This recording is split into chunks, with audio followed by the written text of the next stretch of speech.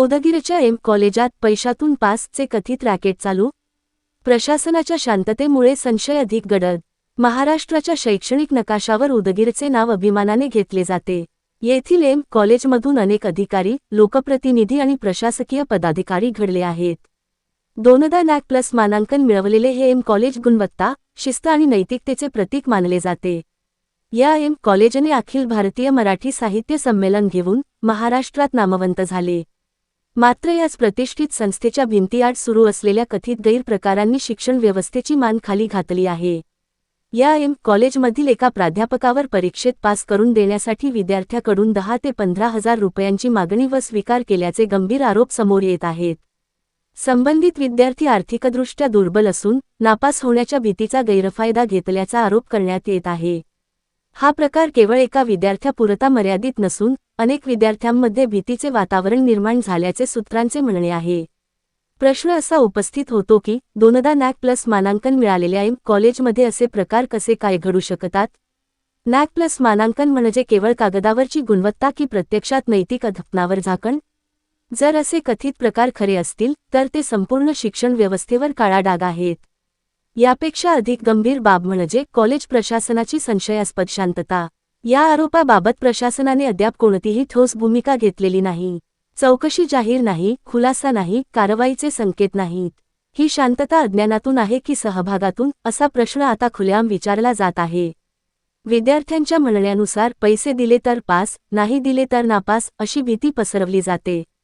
शिक्षण हे विक्रीचे साधन बनत असेल तर ग्रामीण व मध्यमवर्गीय विद्यार्थ्यांनी न्याय कुणाकडे मागायचा? पालकांच्या कष्टाच्या पैशावर चालणारे शिक्षण असे लुटले जात असेल तर सरकार, विद्यापीठ प्रशासन आणि नॅक प्लस यांची जबाबदारी काय? या कथित प्रकारामागे कोणाचा आशीर्वाद आहे? एखादा प्राध्यापक एकट्याने असे धाडस करतो आहे का की व्यवस्थेतील काही घटकांची मूक संमती याला आहे? जर प्रशासन स्वच्छ असेल तर तातडीने स्वतंत्र चौकशी समिती नेमून सत्य बाहेर आणले पाहिजे. दोषी आढळल्यास कठोर कारवाई झालीच पाहिजे.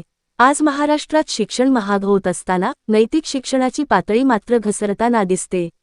उदगीरसारख्या नावाजलेल्या शहरातील एम कॉलेजमध्ये असे आरोप होणे ही केवळ लाजिरवाणी नव्हे तर धोक्याची घंटा आहे. हे प्रकरण दडपण्याचा प्रयत्न झाला तर ते व्यवस्थेच्या अपयशाचे स्पष्ट लक्षण ठरेल. विद्यार्थ्यांचा विश्वास, पालकांची आशा आणि समाजाची अपेक्षा यांची राख राखणाऱ्या शिक्षणसंस्था जर स्वतःच संशयाच्या भोवऱ्यात सापडत असतील तर आता प्रश्न विचारणे हीच खरी जबाबदारी आहे. प्रशासन बोलेल का? चौकशी होईल का? की हा प्रकारही इतर प्रकरणासारखा फाईलमध्ये गाडला जाईल? का याकडे उदगीर तालुक्यासह संपूर्ण महाराष्ट्राचे लक्ष लागले आहे? हॅलो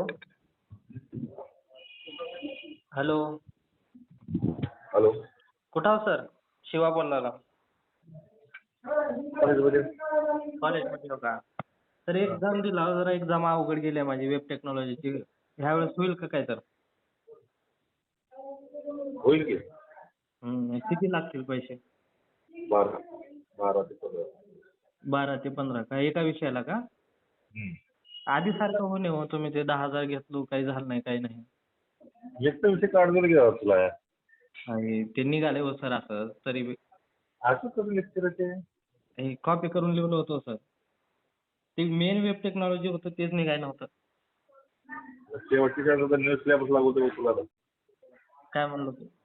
आता नवीन सिलेबस लागू होते म्हणून तुला आता हा फोटो द्यावा लागते तुला. होय, ते काढायचं हो वेब टेक्नॉलॉजी, तेवढं एकच राहिलंय. सोबत घेऊन बोला. चालतंय. आपल्या कॉलेजमध्ये चेक होणार आहेत का? नाही चालतंय. कुठे गेलंय काय तिथे काय म्हणलं? एकच कुठे गेल्यास माझ्या बापाला पत्र लागणार आहे. हा चालतंय, मग हॉल तिकीट आणि ID पाठवून देतो तुम्हाला.